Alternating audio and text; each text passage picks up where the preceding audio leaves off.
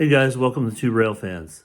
So how do we do with our conversion project, upgrade projects this week with new KD knuckle couplers and metal wheel sets?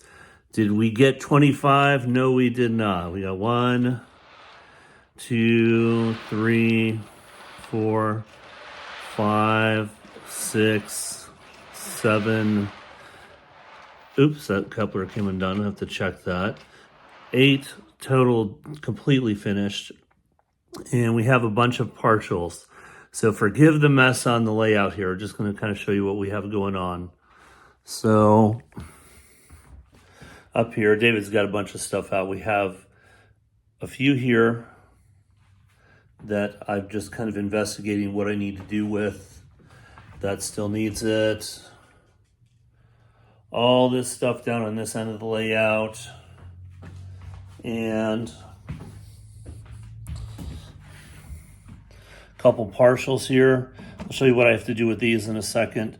This one's just waiting on the wheel sets. Again, I'm having to bore out the wheel sets. Waiting on wheel sets. Waiting on wheel sets, and our hopper back there, our ore car, waiting on wheel sets. So on a lot of these, you need to file down this edge right here to get it nice and flat so that the coupler box won't be angled. So still got a lot of work to do on that. I am going to continue working on that this week, but I also want to make sure we get set up for our layout work this week. That's the more important thing because I can upgrade these at any time. So I'm just going to kind of glance down the layout here. You can see we still have tons of rolling stock on the layout, and we're not going to be able to get the work done we need with all this stuff. And since David's off at school, he has asked me if I can clean up because he wants to run Thomas and some of the other rolling stock that we just haven't had room to even have on the layout. And we got him a bunch of new stuff today. Well, used stuff, European rolling stock. So I'm going to go ahead and clean up. I'm not going to bore you guys with the cleanup process. So let's just say on the count of 1, 2, 3. Clean.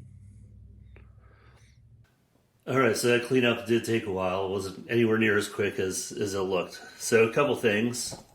We basically put nearly all of the trains away. David requested to be able to run his Thomas and James this week, and he wanted to run some hook and loop and some European style stuff. So also we went to the train store today. We were able to pick up a few European pieces. So we got these couple pieces of rolling stock.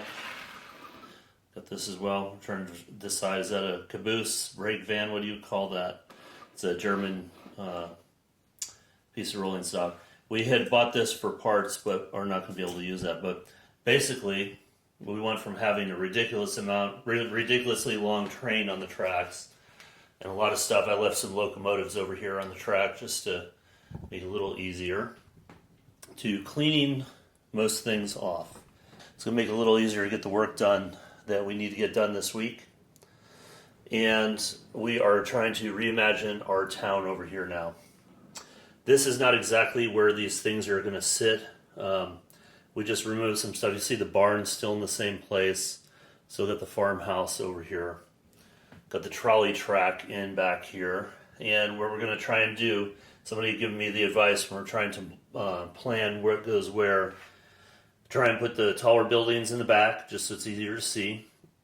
So we are going to try that. We have a couple roads around here. We moved all of our business buildings back there. Again, this is our first rough kind of layout plan. We'll have some houses here on this side. This little shack of a house is going to be over here.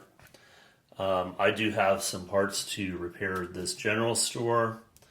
Got a grocery store over there. Fire station, a lumber yard in the back of the layout here. So we do have room for more buildings here than we had the other way. I'm not sure where the church is going to go, but in the meantime, it's kind of back here. I don't know, maybe we can do that diagonal against the hill. But our main thing is when you're looking at the layout from this direction, what do you see? Well, before we just saw the sides of everything except the church. So I think if we can make this look good from this perspective, I think this would work. The only thing I'm trying to figure out, and I'm not sure we have enough room to do this with that lumber industry in the back, at least where it currently is. I would like to have something along the back of the houses here at least, whether it be another house or another apartment and so forth. But I do need to have it pulled away somewhat from the railroad tracks here.